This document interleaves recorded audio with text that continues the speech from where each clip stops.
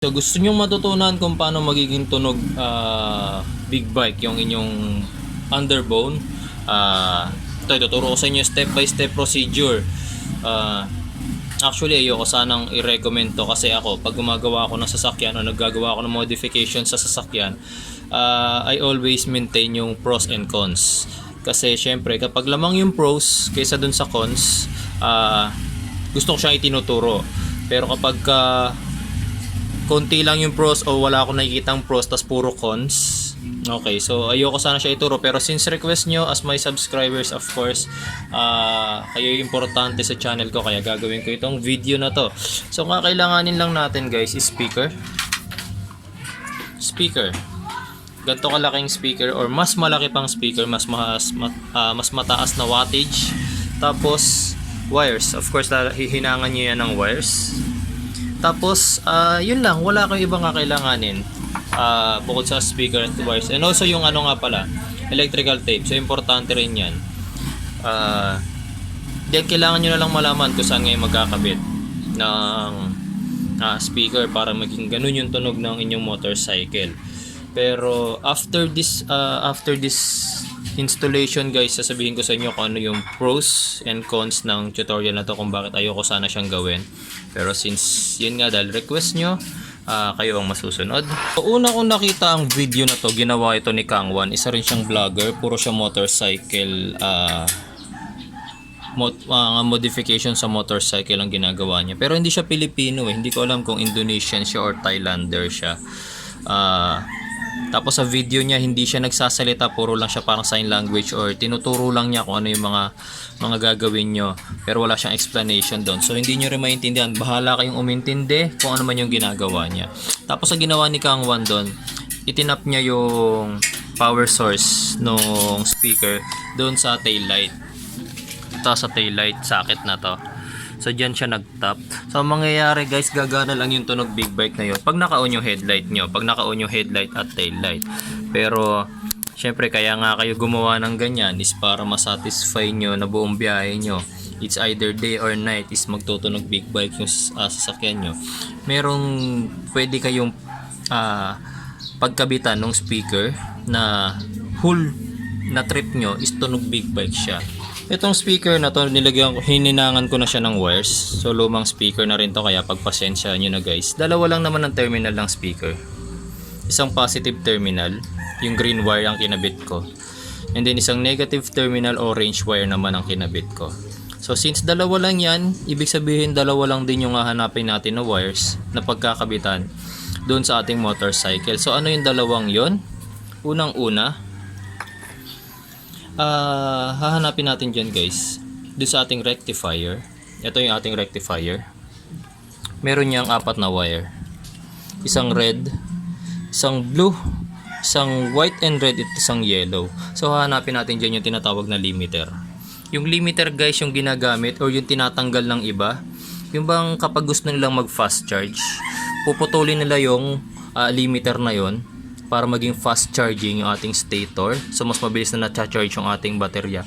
Although may negative effect yon. So hindi ko na ipapaliwanag sa video na to kung ano yung negative effect nun kapag pinutol yung yellow wire. Meron kasi kung isang video regarding sa fast charging, so doon ko siya in-explain. Kaya panoorin nyo na lang din yung video na yon. And so ikakabit na natin ngayon yung ating speaker. So una natin kukunin itong socket na to. Ito yung ating rectifier. So kukunin natin dyan yung ating limiter wire, yellow wire na tinutukoy ko.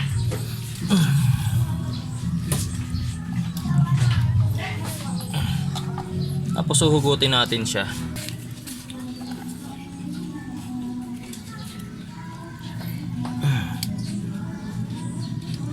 Ayan.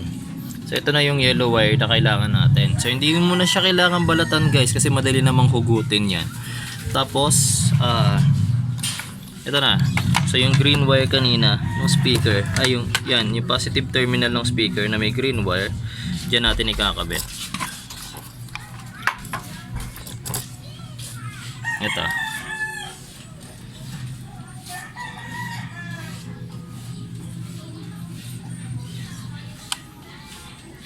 Kasi babalik natin siya dun sa socket niya. So hindi ko na siya hihinangin, hindi ko na rin siya ipi-permanent kasi guys wala naman akong planong magtunog big bike tong motorsiklo ko. Masaya naman na ako sa tunog ng motorsiklo ko eh. So ginawa ko lang to para sa inyo. Kasi babalik na natin siya dito sa ating rectifier. Lasting na lang kasi isa na lang naman yung wire natin. So para tumunog ang ating speaker, kakailanganin natin ngayon ng negative source o yung body ground natin. So alam niyo naman sa bawat tutorial kapag sinabing body ground, yun yung dinadaluyan ng ating negative source. So nasa sa inyo yan kung gusto nyong mag-tap malapit sa battery, or since andito na yung isang wire ng inyong speaker, itong tornilyo na to na kinakabitan ngayon or nag-hold sa ating rectifier, yan, dinadaluyan ng body ground dyan. So pwede nyo dyan ikabit para yan magkalapit lang yung dalawang wire ng speakers nyo.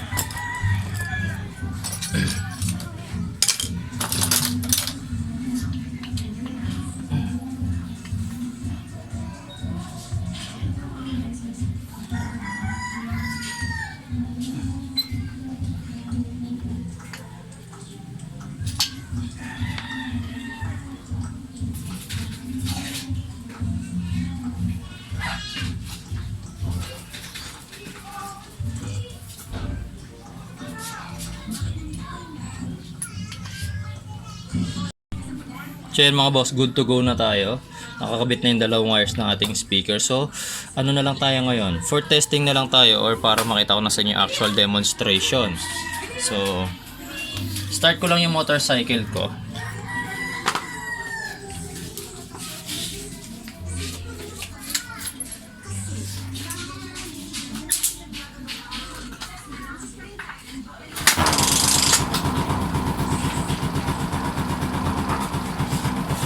So ito na siya.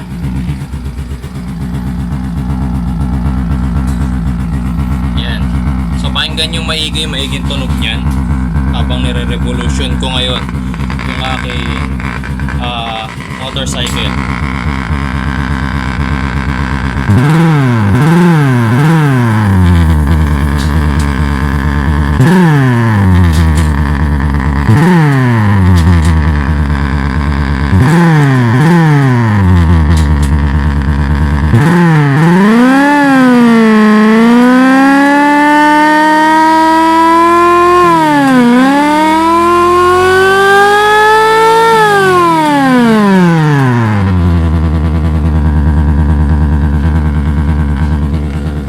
Ngayon guys, pwede nyo rin naman kabitan ng switch yan para anytime na gusto nyo bumalik sa or i-disable yung tunog big bike na yan, pwede nyo siyang gawing switch type.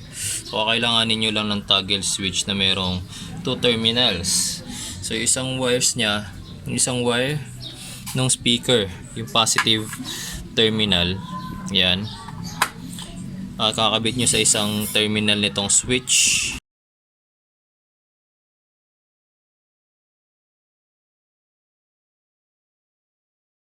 Tapos yung isang terminal naman ang ikakabit nyo doon ngayon sa rectifier.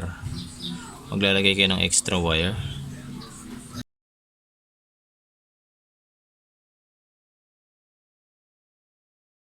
So ito yung kakabit ko ngayon sa rectifier natin.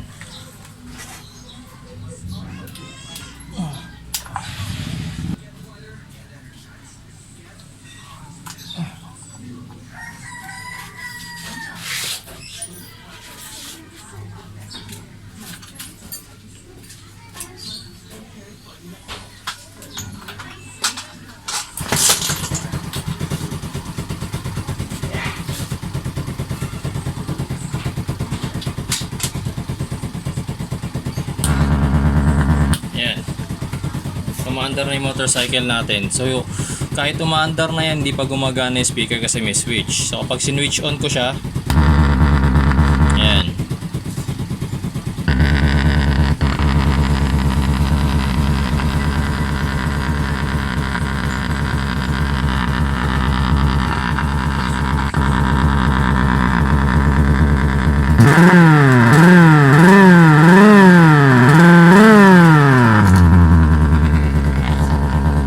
pwede niyong gawing switchable.